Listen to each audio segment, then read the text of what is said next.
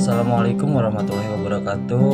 Halo semuanya, dimanapun kalian berada. Hari ini saya akan membahas materi yang sangat menarik dan penting, yaitu tentang bisnis internasional. Fokus kita ada pada dua topik utama, yaitu perdagangan internasional dan strategi ekspor dan impor. Materi ini sangat relevan untuk kita pahami, terutama dalam era globalisasi di mana hubungan antar negara semakin erat, baik dari segi ekonomi, perdagangan maupun teknologi. Yuk kita mulai pembahasannya. Pertama ada perdagangan internasional. Kita bahas dulu tentang perdagangan internasional. Apa sih sebenarnya perdagangan internasional itu? Nah, perdagangan internasional adalah aktivitas jual beli barang dan jasa yang dilakukan antar negara. Contohnya ketika Indonesia mengekspor kopi ke Eropa atau mengimpor gandum dari Australia.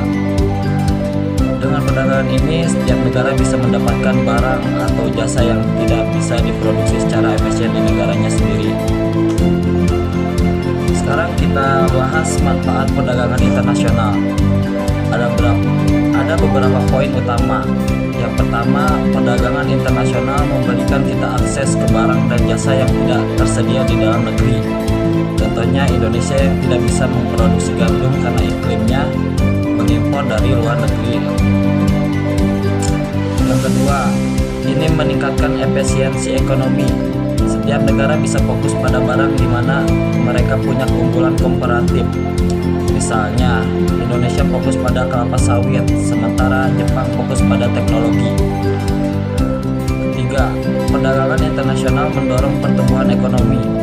Dengan ekspor yang tinggi, negara mendapatkan devisa yang bisa digunakan untuk membangun infrastruktur dan pendidikan. Selanjutnya yang keempat, perdagangan ini membantu diversifikasi pasar sehingga perusahaan tidak hanya bergantung pada domestik. Namun tidak semua berjalan mulus. Ada juga hambatan dalam perdagangan internasional seperti yang pertama itu tarif bea cukai, yaitu pajak yang dikenakan pada barang impor dan ekspor. Ini bisa meningkatkan harga barang. Yang kedua, kebijakan proteksionisme, di mana suatu negara membatasi impor untuk melindungi produk lokal. Terus selanjutnya yang ketiga, perbedaan standar internasional seperti standar kualitas produk atau regulasi lingkungan. Yang keempat, fluktuasi nilai tukar mata uang yang bisa membuat harga barang jadi lebih mahal. Jadi, perdagangan internasional itu penting, tapi membutuhkan strategi yang matang untuk mengatasi hambatannya. Selanjutnya, kita akan membahas tentang ekspor dan impor. Kita mulai dari ekspor. Apa itu ekspor? Ekspor adalah kegiatan menjual barang atau jasa dari dalam negeri ke luar negeri. Contohnya Indonesia mengekspor kelapa sawit, kopi, atau batu bara ke berbagai negara. Bagaimana cara negara atau perusahaan mempersiapkan ekspor? Baik, yang pertama, lakukan penelitian pasar. Cari tahu kebutuhan konsumen di negara tujuan. Misalnya, pasar Eropa lebih suka kopi organik daripada kopi instan. Yang kedua, gunakan promosi internasional. Bisa mulai pameran dagang atau platform digital seperti Alibaba.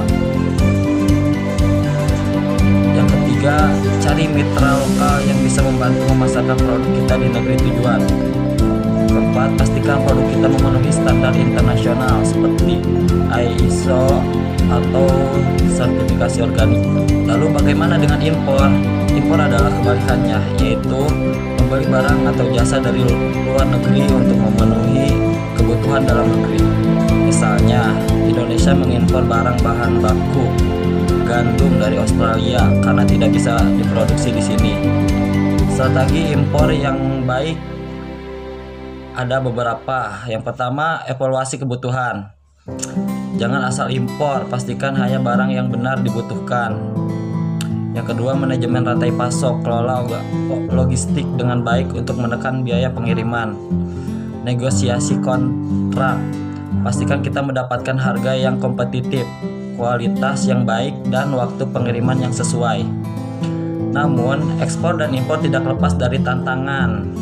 Misalnya, regulasi yang rumit seperti dokumen bill of lading dan sertifikat asal barang. Selanjutnya juga biaya logistik yang mahal, terutama untuk negara yang jaraknya jauh. Dan tentu saja, perubahan ekonomi global seperti perang dagang atau krisis ekonomi yang bisa mengaruhi perdagangan internasional. Jadi, apa yang bisa kita simpulkan dari pembahasan ini? Perdagangan internasional termasuk ekspor dan impor adalah bagian penting dari ekonomi global. Dengan memanfaatkan perdagangan internasional, negara bisa mendapatkan keuntungan ekonomi yang besar.